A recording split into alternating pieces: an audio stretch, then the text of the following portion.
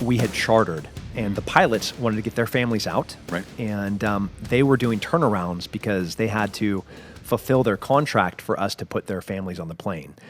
Like, that's the level of desperation, because if we didn't have that carrot, the moment that they landed outside of Afghanistan, they would just walk away from their planes. So we could only use pilots and crew that had families in Afghanistan. Otherwise, the moment that they left Afghanistan, they're like, cool, yeah, sure, I'll do those other 5 flights. Nah, bro, I'm just gonna walk. They just walk from the airplane. Like, where are you going, man? Right. Like, where are you going? Like, I'm not going back to Afghanistan. Yeah, see you later. Yeah, peace out, bro.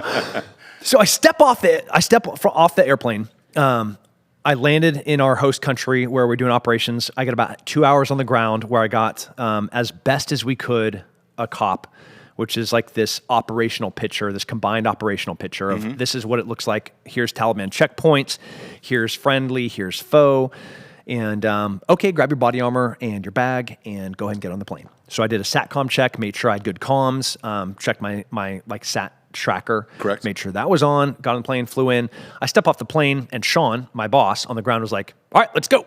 So I walk down the stairs, I get in his up-armored Land Cruiser, and we drive directly outside to the end of the wire, and we crawl underneath the wire, and we go recce the next one of the next rat lines for that night. And what's the first thing you see when you crawled underneath there? A Taliban sniper observation position.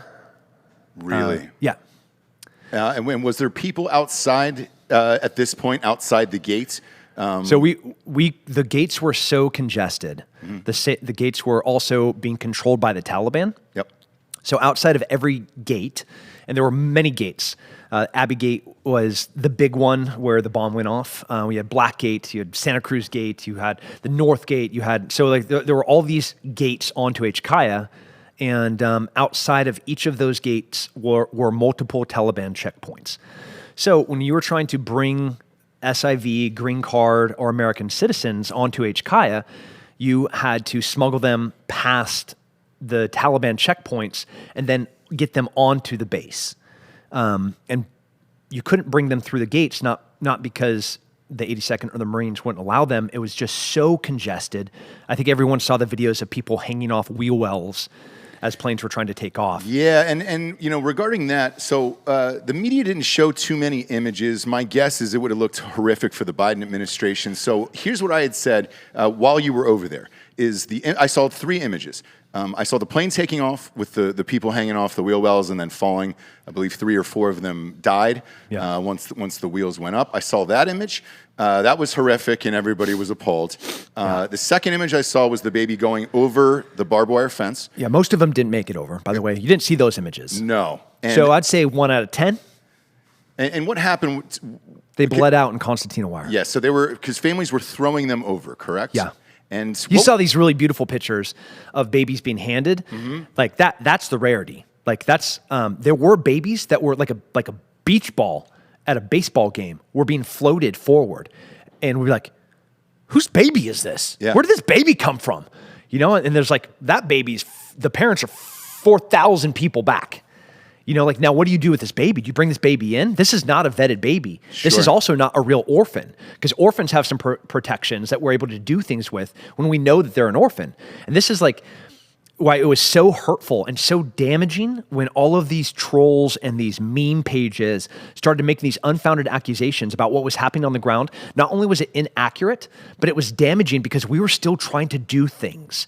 And we were trying to keep positive information so that it stayed current in the real media, not the social media. Right. Because as soon as we lost the impetus of where the genesis, the nucleus of everything was good and pure and right intentions and doing the right thing, as soon as we lost that, and it's not on everyone's minds, and it's not on every headline, and it's not on everyone's social media, and it's not hashtag Save Afghanistan, it's not Save the Children, they were damaging the mission.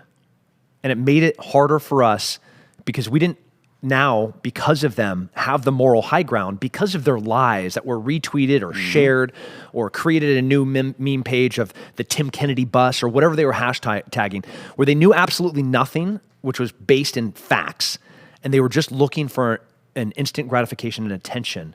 or whatever it is that on social media that people are looking for. But whatever trolls look for. Sure. Like, they were looking for that. And by the way, this will lead me to the third image that I saw, which was yours on social media. Now, you were the first one that I saw who was actually on the ground, on the airstrip, taking a photo saying, here's how bad it is, right? Other people have criticized you for saying, Tim Kennedy's taking the most expensive selfie in the world. And I said, great, but that's his fucking life, and I know he's got a family, and he's got multiple successful businesses back here.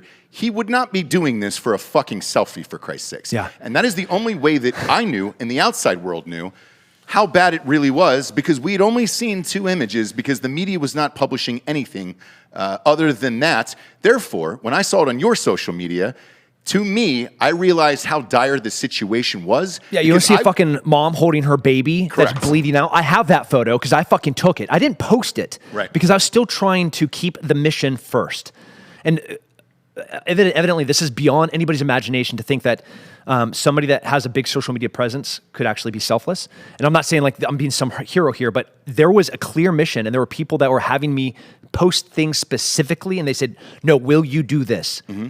I knew that I was going to get hammered. Yeah. But we were paying out of pocket. Dan Stinson, our ground force commander, he mortgaged his house to pay for the first 5 flights. He mortgaged his house. He and his wife in Virginia took their house and were like, it's worth it.